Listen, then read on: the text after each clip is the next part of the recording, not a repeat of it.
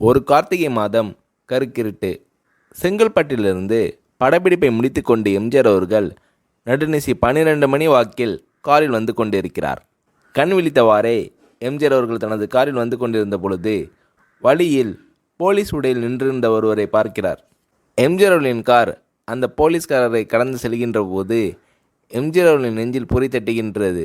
ஆளே நடமாட்டம் இல்லாத இந்த அர்த்தராத்திரியில் அந்த போலீஸ்காரர் பஸ்ஸுக்காக காத்து நிற்கிறார் என்பதை புரிந்து கொள்கிறார் எம்ஜிஆர் அவர்கள். உடனே தனது டிரைவரிடம் காரை நிறுத்த சொல்கிறார். கார் பின்னோக்கி வருகிறது. போலீஸ்காரர் அருகில் காரை நிறுத்தி கதவை திறந்து ஏறுங்கள், எங்கே போக வேண்டும் என்கிறார் எம்ஜிஆர். பரவாயில்லை, நான் பஸ்ஸிலே வந்து விடுகிறேன் என்கிறார் அந்த போலீஸ்காரர். நேரமாகிவிட்டது, இனி இந்த ரூட்டில் பஸ் கிடையாது, ஏறிக்கொள்ளுங்கள் என்று எம்ஜிஆர் அவர்கள் வலுக்கட்டாயம் செய்ய போலீஸ்காரர் வேண்டா வெறுப்பாக எம்ஜிஆர் அவர்களின் காரில் ஏறுகிறார். காரில் லைட் போட்டு சாப்பிட்டீங்களா என்று கேட்டுக்கொண்டே தன் சீட்டுக்கு பின்னால் இருந்த பிஸ்கெட் பழங்களை எடுத்து கொடுக்கிறார் எம்ஜிஆர். இப்படி ஓசியில் பயணம் செய்வதில் எனக்கு உடன்பாடு இல்லை. இன்னும் நீங்கள் உண்ண சொல்லி வேறு என்னை இழிவுபடுத்தாதீர்கள் என்று அந்த போலீஸ்காரர் மறுக்கிறார். பொன்மனச்செம்மல் பூரிக்கிறார். இருப்பவனிலிருந்து இல்லாதவன் வரை படித்து பதவியில் இருக்கும் எத்தனை பேர் எனக்கு அது வேண்டும் இது வேண்டும் என்று எம்ஜிஆர் அவர்களிடம் வேண்டி பெற்று செல்கிறார்கள். ஆனால் சாதாரண பொறுப்பில் இருக்கும் இந்த போலீஸ்காரரின் நேர்மை எம்ஜிஆர் அவர்களை சிலிர்க்க வைத்து விட்டது.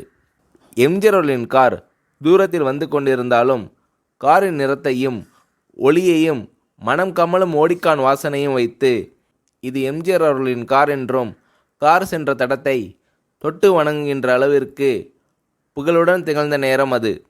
அரை மணி நேரம் கார் சென்று கொண்டிருக்கிறது. ஆனால் அதுவரை எம்ஜிஆர் அவர்களை பற்றி பெரிதாக போற்றி புகழ்ந்து பேசாமல் அந்த போலீஸ்காரர் பொருட்படுத்தாமல் வந்ததே எம்ஜிஆர் அவர்களுக்கு அந்த போலீஸ்காரர் மீது மிகுந்த மரியாதை ஏற்பட்டது. நான் தான் எம்ஜிஆர் என்கிறார் புரட்சித் தலைவர். கேள்விப்பட்டிருக்கிறேன் என்கிறார் போலீஸ்காரர். பொன்மனச்செம்மலின் முகத்தில் கோபம் இல்லை, பதிலுக்கு புன்முறுவல் மலர்கிறது. என் படங்களை பார்த்திருக்கிறீர்களா என்று கேட்கிறார் எம்ஜிஆர். நான் சினிமாவே பார்ப்பதில்லை என்கிறார் அந்த போலீஸ்காரர். புரட்சித் தலைவர் இன்னும் பிரமிக்கிறார். இப்பொழுது கார் சத்தத்தை தவிர ஒரே நிசப்தம். போலீஸ்காரர் தனது வீட்டிற்கு 1/2 கிலோமீட்டருக்கு முன்பே காரை நிறுத்த சொல்லி இங்கேயே இறங்கிக் கொள்கிறேன் என்கிறார். ஏன், நீங்கள் குறிப்பிட்ட அந்த விலாசம் இன்னும் 1/2 கிலோமீட்டர் தூரம் இருக்கிறதே என்கிறார் எம்ஜிஆர். சாதாரண போலீஸ் உத்தியோகத்தில் இருக்கும் நான் காரில் வந்து இறங்கினால் என் வீட்டிற்கு அருகில் உள்ளவர்கள் என்னை தவறாக நினைத்து கொள்வார்கள். இதுவரை இப்படி நான் யார் காரிலும் ஓசியில் வந்து பழக்கமில்லை. நீங்கள் இவ்வளவு தூரம் செய்த உதவிக்கு நன்றி என்கிறார் அந்த போலீஸ்காரர். புரட்சித் தலைவர் எம்ஜிஆர் அவர்கள் அதற்கு மேல் எதுவும் பேசவில்லை. அவர் எந்த போலீஸ் ஸ்டேஷனில் பணிபுரிகிறார் என்பதை மட்டும் கேட்டு தெரிந்து கொண்டு கிளம்புகிறார். அடுத்த நாள் செங்கல்பட்டு போலீஸ் ஸ்டேஷனுக்கு ஃபோன் செய்து நான் எம்ஜிஆர் பேசுகிறேன் என்கிறார் புரட்சித் தலைவர். ஃபோனை எடுத்த டிஎஸ்பி உதறலோடு உற்சாகத்தோடும் தலைவரை வணக்கம் என்கிறார். இரவு சந்தித்த போலீஸ்காரரை பற்றி விசாரிக்கிறார் எம்ஜிஆர்.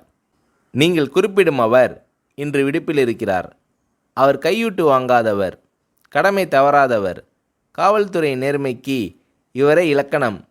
வெற்றிலை பாக்கு, பீடி சிகரெட் போன்ற லாகிரி வஸ்தோ, நாடகம் சினிமா போன்ற பொழுதுபோக்கு அம்சங்களையெல்லாம் இவர் அறியாதவர். கல்யாண வயதில் உள்ள 3 பெண்களையும் கரை சேர்க்க முடியாமல் கஷ்டத்தில் இருக்கிறார் என்கின்ற விபரங்கள் டிஎஸ்பியால் எம்ஜிஆர் அவர்களுக்கு சொல்லப்படுகிறது. அவரை நாளை என் தோட்டத்திற்கு வர சொல்லுங்கள் என்கிறார் எம்ஜிஆர். பேசிக்கொண்டிருந்த டிஎஸ்பி உங்களோடு ஃபோனில் ஆளுக்கு ஒரு வார்த்தை பேச இன்ஸ்பெக்டர், சப் இன்ஸ்பெக்டர் உள்ளிட்ட எல்லோரும் ஆசைப்படுகிறார்கள். ஃபோனை அவர்களிடம் கொடுக்கலாமா என்கிறார் டிஎஸ்பி. புரட்சித் தலைவர் எம்ஜிஆர் அவர்கள் கொடுங்கள் என்கிறார். பேசுகிறார். அந்த போலீஸ் ஸ்டேஷனே புண்ணியம் பெற்றதாக புலகாகிதம் அடைந்தனர் அந்த போலீஸ்காரர்கள். மறுநாள் அந்த போலீஸ்காரர் ராமவரம் தோட்டத்திற்கு அழைத்து வரப்படுகிறார்.